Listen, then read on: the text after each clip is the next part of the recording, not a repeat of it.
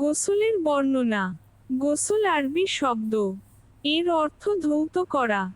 এই হিসেবে কোন অঙ্গ বা সম্পূর্ণ অঙ্গটি ধোয়া বা সম্পূর্ণ শরীরটি ধোয়া ওই একই কথা। সব ধরনটিকেই গোসল বলা হয়।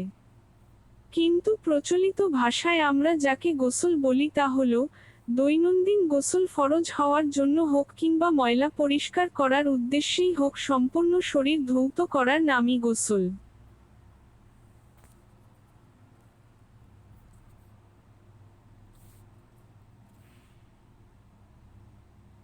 মূলত 4টি কারণে গোসল ফরজ হয়ে থাকে।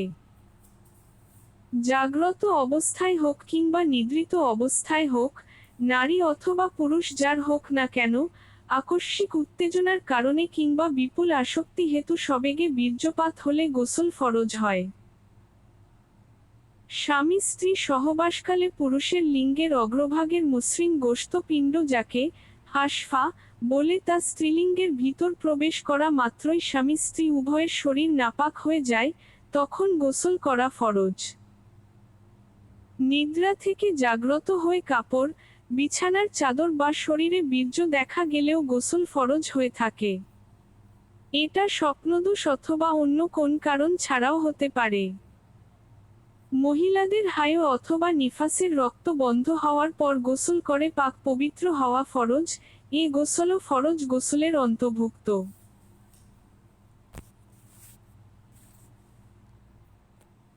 সাধারণত ওয়াজিব গোসল 2 প্রকার। মাত্র 2টো কারণেই গোসল ওয়াজিব হয়ে থাকে। মৃত লোকদের গোসল দেয়া জীবিত লোকদের উপর ওয়াজিব। কোন কাফির নাপাক হালতে মুসলমান হলে মুসলমান হওয়ার পূর্বে তার গোসল করা ওয়াজিব। ভুলবশত গোসল না করে থাকলে পরে গোসল করবে, মূলত প্রথমে গোসল করা ওয়াজিব ছিল।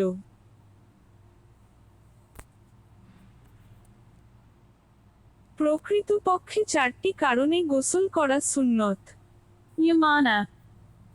জুমার নামাজের পূর্বে, যে গোসল দ্বারা জুমার নামাজ আদায় করা হয়। 2.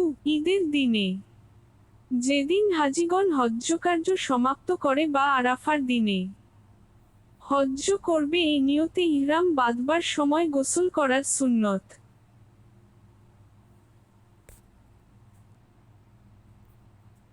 মুস্তাহাব গোসল।